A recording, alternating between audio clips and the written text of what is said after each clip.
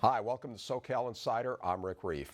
Governments across Southern California are trying to hold down employee costs. Well, the Orange County supervisors tried to save money last year when they imposed pay and benefit cuts on 500 lawyers who work for the county.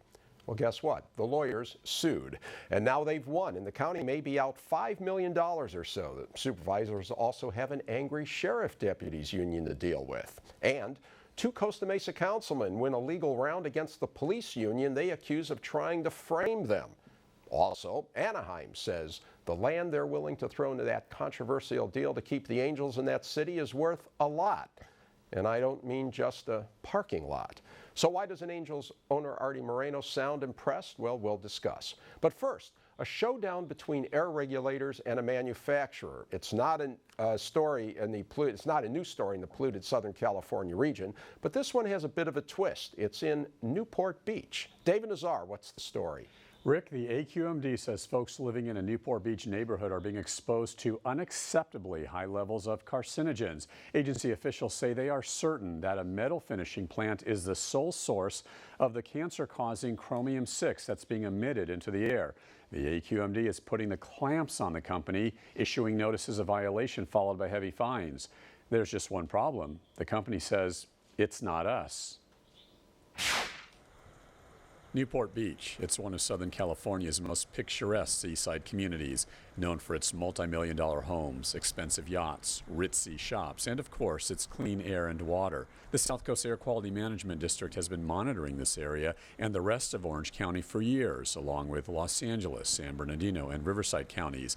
AQMD officials want to be certain that levels of smog and carcinogens don't permeate the air, blackening the sky of decades past. The agency's scientists and inspectors are kind of like the poison police of the Southland, with their hyper-vigilant approach of monitoring thousands of businesses throughout the area to make sure they're in compliance. And that's what brings them to this Newport Beach neighborhood near the Costa Mesa border off Harbor Boulevard. The company the AQMD is after is Hickson Metal Finishing on Production Place. Hickson has been operating in this location for about a half-century, working for the aerospace and defense industries. The company basically uses chromium in an application process for corrosion control on things like aircraft parts, Humvees, tanks, and submarines. AQMD inspectors say it is this process that is causing hexavalent chromium, or Chrome-6 as it's known, to seep into the air, endangering the human health of the neighbors near the facility. Years ago, there wasn't much to worry about because there wasn't much around this square block. Today, Hickson is surrounded by apartments, mobile homes, a school, a community center, playground, things like that.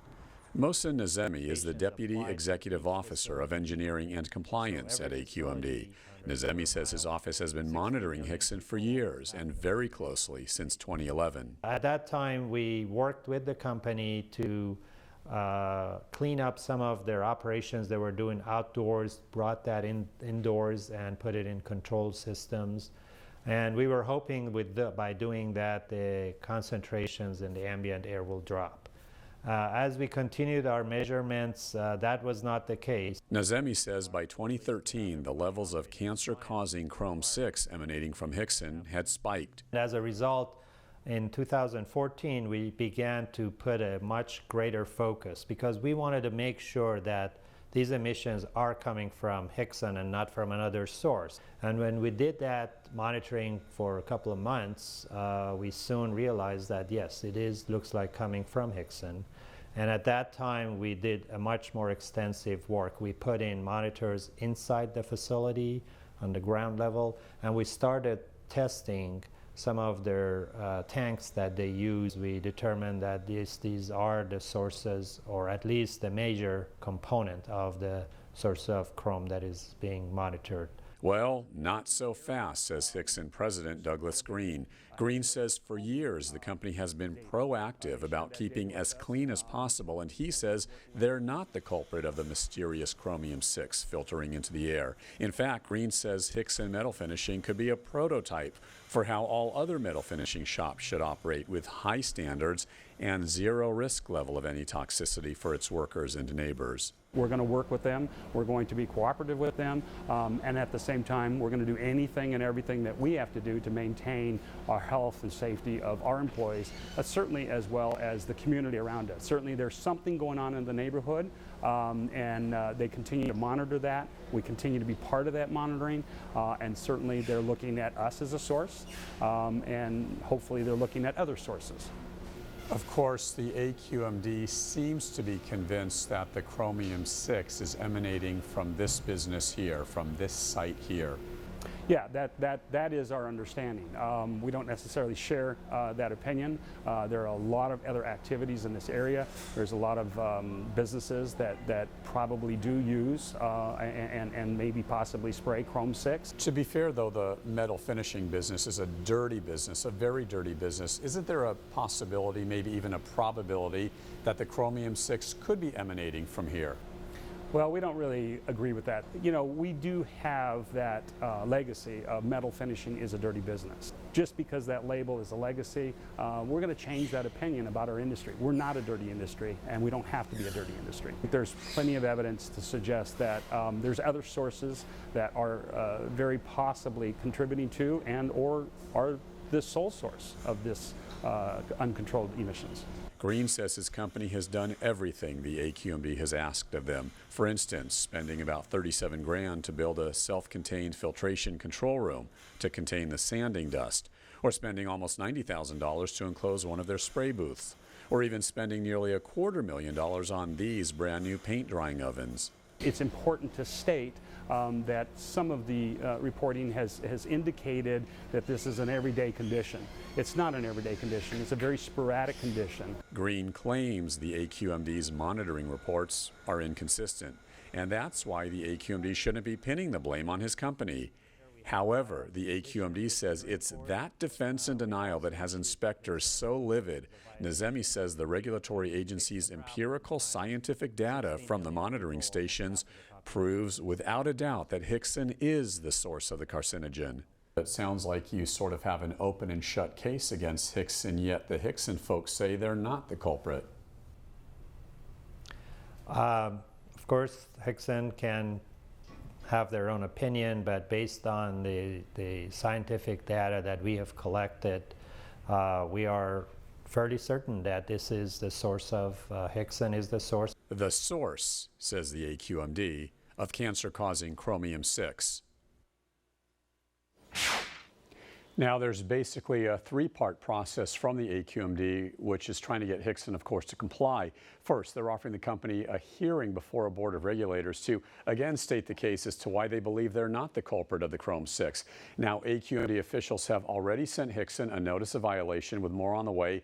If Hickson does not comply, heavy fines are levied after that. Now, remember, Rick, this could really impact Hickson and the clients it works for if the company is forced to shut down even temporarily. Hickson has some 150 employees, I want to say, and of course, there are a number of companies that depend on their chrome-finished parts. Hickson's been cooperating, it seems, and it's been kind of a pleasant back and forth, I guess, but it looks like it's hammer time now. And so, you know, is Hickson lawyering up? Well, look, Doug Green from Hickson tells me they've always had a lawyer for something, I want to say, the past 10 years, ever since this business of toxic emissions. Rick, if you're asking me if Green has, let's say, hired a personal attorney recently to sue the AQMD or whatnot, he says, no, that's not the case at this point. Okay, now has Hickson said whether there's a chance that they'll have to shut down or go out of business?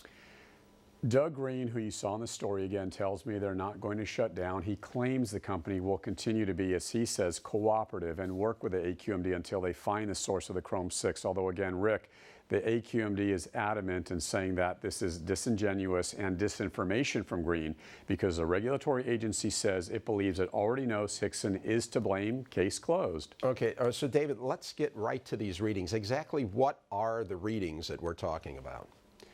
Well, obviously, it varies from neighborhood to neighborhood if you're going to compare the regions, and that's where it gets a bit interesting, if not somewhat complicated, because Newport Beach has cleaner air, obviously, in fact, much cleaner air than, say, for example, the Port of Los Angeles, Port of Long Beach, around the refineries, or the Inland Empire. So The background risk, as it's called, is much less in Newport. So let's keep this thing really simple. The air in Newport is twice as clean as the region's average. And even on a bad day at Hickson, the air there is still a little cleaner, obviously, than the average. However, Rick, here's the thing. The AQMD regulation remains the same for everybody. You don't get to pollute just because you're in a clean area, so to speak. Okay. All right. So anyway, I guess it's a cause for concern, but on the other hand, it's not like a health emergency for the people in Newport Beach. Okay. Now there's, this isn't the only skirmish that involves a manufacturer and the AQMD. In fact, there's a much bigger case in Vernon that's gotten a lot of publicity involving the Exide battery recycling plant. Yeah, and the LA Times has been doing great reporting on this. The plant has been the target of many community protests since the AQMD reported last year that in this case arsenic emissions had raised the cancer risks for more than 100,000 people in the area. High levels of lead have also been found in the soil, around the nearby homes. Exide recently lost its legal bid to keep operating while it installed new equipment to meet the stricter AQMD rules. Rick, Exide, I don't know if you know, is a national company. They're based in Georgia. In fact, they were already in bankruptcy court, and now the company has issued layoff notices to its 120 employees in Vernon. Okay, pointing up again the trade-off between jobs and quality of life, although this one, unlike Hickson, which looks a little more amorphous, this one looks like it's a pretty easy call toward quality of life. Anyway, David, there's an update on another environmental story you've been closely reporting on for the last few years, that massive and controversial Cadiz water project. Now, I guess, that's the plan to capture water runoff from the San Bernardino Mountains, run miles of pipeline underground, and tap into a huge aquifer in the high desert, and then ultimately send that water to Southern California.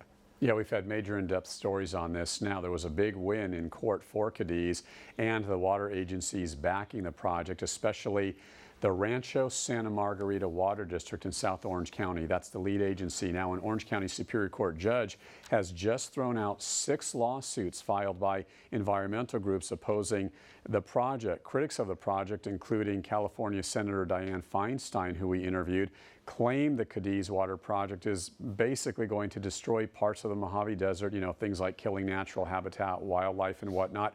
Rick, possibly the judge just didn't buy that argument to a degree, and this ruling gives the project basically the green light to proceed, although, of course, the opponents say they may appeal. This is a huge project. Yeah, indeed. And interestingly, Cadiz's stock, it's a publicly traded company, went up 30% as soon as this news came out. It is not a stock for the faint-hearted, but it's kind of funny to see how it fluctuates depending on what a judge or a regulator says. Okay, anyway, thanks, David. And now, labor battles and baseball business on this edition of Consider This. Joining me, editor-in-chief of the investigative news site, A Voice of OC, Norberto Santana, and Chapman University Social Sciences professor, Michael Moodian. Gentlemen, always good to have you on. Good to be here. Okay, Norberto, as I mentioned at the top of the show, governments around California and the country have been coping with employee costs. Last year, the Orange County supervisors, when they couldn't get a deal with their 500 lawyers, said, well, we're going to give you a deal. We're going to cut your pay and your benefits. And so guess what 500 lawyers did? They sued. What's happened now? And they won. They won. They presented a case before the Public Employee Relations Board that basically accused the county of negotiating in bad faith. Now, we have here a bit of a change in government. A couple of years ago where you had Tom Mock, Bill Campbell, supervisor here in Orange County, they were working with many of the labor groups, the attorneys being one of them. And about in March of 2012, that changed. Fullerton City Council member Sean Nelson acceded to the top of the top of the heap there at the county. Came out with a very different approach, looking at labor deals by total compensation, meaning that your salary and your benefits get put together. I give you a total number. You got to meet that total number. Seems like a reasonable approach to me. To many people, it has been a reasonable approach. What the attorneys have argued, though, is that the way that those approaches have been presented to them has been, in a sense, bad faith. That halfway through their negotiation, the rules changed. Offers were rescinded. And the difference now is that a judge has agreed with them. Now, what's likely to happen? I'm suspecting that the supervisors are going to appeal this. Of course. The supervisors this week voted 4-1 to appeal. In fact, a story we'll have up later today indicates that Supervisor Todd Spitzer has broken off from the majority of the board, saying that the tone of the negotiations is too aggressive, that they need to be more collaborative, that ultimately their employees, whether they are attorneys, deputies, general employees, aren't going anywhere. Especially in a state like California, you're not going to get rid of labor. You might as well try to have the most amicable negotiations that you can, even though the topics involved are very difficult. When you're asking people to take 10, 12% pay cuts, it's a lot. Well, Mike, amicable, tone, whatever, then there's finances, and there's the hard reality that the rising costs of public employee pensions are sapping budgets, and that governments have to do something. And if they're being told by courts, you can't make cuts, what are they supposed to do? Right, and Rick, at some point, something has to give. Look at the lawsuit. This is really a drop in the bucket compared to the millions of dollars that the county is going to lose because of a property tax dispute with the state. So this adds extra strain to trying to figure out how they're going to pay these liabilities. Right, that you're referencing there, $73 million. That yes. Which the supervisors never fail to remind the unions about and everybody else every time they sit down. Okay, there's another case going on, Mike, with the deputies, and in that the deputies in the County of Orange have just declared an impasse in their salary talks. What are the dynamics there? What are the issues? Right now, if you look at the dynamics between the deputies in the County of Orange and the county would like the deputies to pay a much larger portion of their pension benefits. Like all of it. All of it, exactly. And the deputies are arguing that if we're going to do this, we should receive a higher salary. The challenge here is that there's a little bit of a divide between supervisors in Orange County, Nelson and Moorlock, and Supervisor Spitzer. Spitzer's response is that we have to look at competitiveness. If we don't work with the deputies, they will go and find employment elsewhere, and then that will be a strain on Orange County, given the money that we're spending to train these deputies. But on the flip side, what happens is that this turns into a leapfrog approach, or a race to the bottom, where if all of these county governments and municipalities are going to start competing with each other on what they're paying their deputies, then everybody's going to lose, with the exception of the deputies. Yeah, Roberta, we've seen a lot of cities throughout the Southland with this country, with this problem. San Bernardino's in bankruptcy court over it.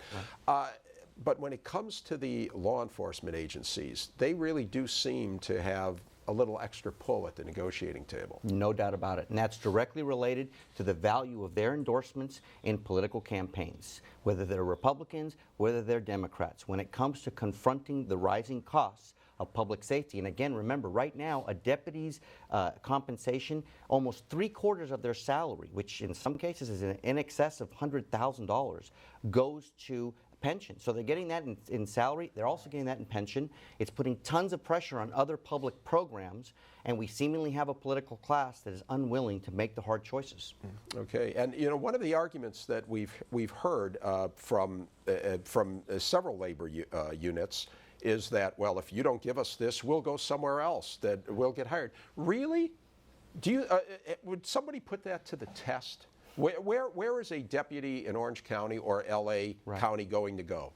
Well, what they have said is San Diego County. San Diego County gave their deputies an 8% salary hike. These are conservative Republican supervisors. So in some cases, if you want to move as far south as maybe from San Clemente to Oceanside, which would be maybe 15 minutes. So San Diego's going to take on all these new folks, right? Again, they say they're hiring. I think it should be tested somewhere. Well, anyway, let's move on, Norberto, to the Costa Mesa, where we have an interesting case. And this, you talk about labor negotiations with law enforcement agencies. There was this law firm, Lackey Dammeier, which became notorious for counseling police unions on how to pressure counsel people to give them what they wanted. Well, in Costa Mesa, there have been allegations they essentially tried to set up or that agency working on behalf of the police union tried to set up a couple of counsel people. Tell us what that's about and what the latest ruling is. That's another reason why, in some cases, some people would say that it's very hard for politicians to deal with public safety unions. There have been allegations for years, for those of us that have been reporters, that in some cases, police keep track of council members. That is the underlying allegation in this lawsuit. Yeah. One of the council members had a GPS unit reportedly put on his car. What happens now is that this case can move forward. It's been frozen in ice for a while. The question for many of us has been, can you get past the attorney-client privilege, the people involved? I think the investigator in this case took the fifth in terms of why he was following council members around. I think what this decision does do, though, with this case is it allows it to move forward. It's going to be really interesting, and it'll have implications for across the state in terms of what comes out here, what were the tactics used. Because remember, this same law firm that was in Costa Mesa has represented police unions throughout the Southland and California. Okay, enough on labor. Let's talk baseball. Mike, the Angels and the city of Anaheim are in stadium negotiations, which will determine whether the Angels remain in the city of Anaheim. And the city just commissioned an appraisal. There had been some rumblings by the Angels. They were kind of uncomfortable about letting these numbers out. They finally agreed. The numbers are out, and it shows 200, tell us, what did this appraisal come up with? Sure. Right now we're showing that the land at Angel Stadium would actually be worth more with the Angels gone than having the Angels there. It's $225 million versus, I believe, $335 million, roughly. That's because the stadium wouldn't be there, and they would then be able to sell the whole parcel of the land. So let's say that makes it sound like, what do you want, Norberto? Do you want $100 million, or do you want the Angels in Anaheim? And there's your trick, right? Or there's the big question mark. For as a public municipality, for what you're going to invest, what do you get out of it in terms of economic impact? And then, frankly, beyond numbers, there's just the impact of what is the impact of having a professional sports franchise in your town. That has raised tons of questions. And Anaheim, particularly with Disney and others, there's this question about, does the resort district, do all these developments really generate, for all of the subsidies they receive from the public treasury, do they really generate benefits for everybody? Or is it just sort of a core group of restaurateurs, hoteliers, stadium workers? The big question is the bang for the buck? Is it for $100 million, are you getting that back and then some? Or is it a losing proposition? Mayor Tom Tate says it's an easy answer when you look at the numbers. It's a losing proposition. Well, no. Tate says that he'd like to work something out. He just doesn't want to do a giveaway to the Angels. The current deal, he has termed as exactly that. And owner Artie Moreno has said he's not thrilled with this. He's looking at other locations. But in a way, it almost seems like a win-win. Having that extra land there that the city owns enables them, the deal is, let Artie develop it, he can make money off it, and then he can pay for the stadium repairs. It seems to me that somewhere with all this land to play with, they should be able to come to a win-win. Right, and you would think, Rick, there's been some talks about the Angels maybe moving to the city of Irvine, to the Great Park, or the city of Tustin, or elsewhere, but it would be extremely costly for the Angels to purchase land and to build a stadium in one of these new areas. This is a tactic that's used all the time. If you look at the NFL, the Raiders, the Chargers, the Rams are all threatening to move to L.A., perhaps, if they can't reach an agreement on their stadiums. So it's very early. I think the Angels will stay. Okay. It will add another interesting game to watch as we watch the games on the field. Thank you, gentlemen. You can watch this show and past shows at rickreef.com. Segments of the show can also be viewed at pbssocal.org. My guests have been Norberto Santana and Michael Moodian. Thanks also to Mohsen Nazemi and Douglas Green. And of course, thank you for watching. We'll see you again on SoCal Insider.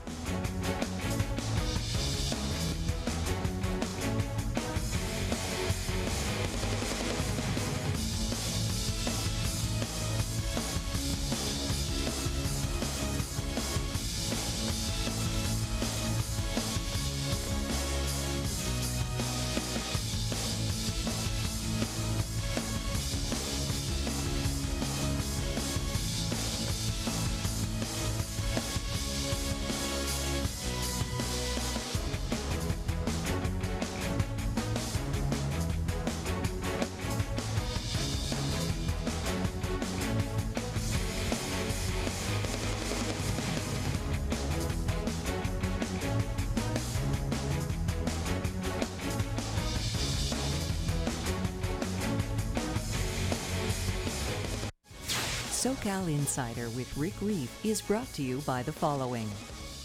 5 Point Communities is a proud sponsor of PBS SoCal. 5 Point Communities is an independent real estate development company with assets under management across California. More information available at www.fivepointcommunities.com. Snell & Wilmer is a full-service business law firm with more than 400 attorneys in Orange County, Los Angeles, and throughout the West. On the web at swlaw.com. Snell & Wilmer. Straight talk, sound counsel. Practical solutions. Relief Pod's latest generation of safety kits now go everywhere you go. Relief Pod's organized, color-coded, and compact safety kits keep first aid and emergency items accessible for a safe lifestyle every day. Relief Pod. Live ready. A healthy future for you, your family, and your business is why Memorial Care Health System transformed healthcare. Our hospitals, physicians, and outpatient centers keep patients healthy and care for them when they're not. Memorial Care, one healthcare system leading the way. The nice thing about City National for me is that they've been the same from the time I started my business to the time I sold my business. And the most important thing I think you can decide is who you're going to choose to protect and to help me to run my business better. City National is definitely the way up for me and my business.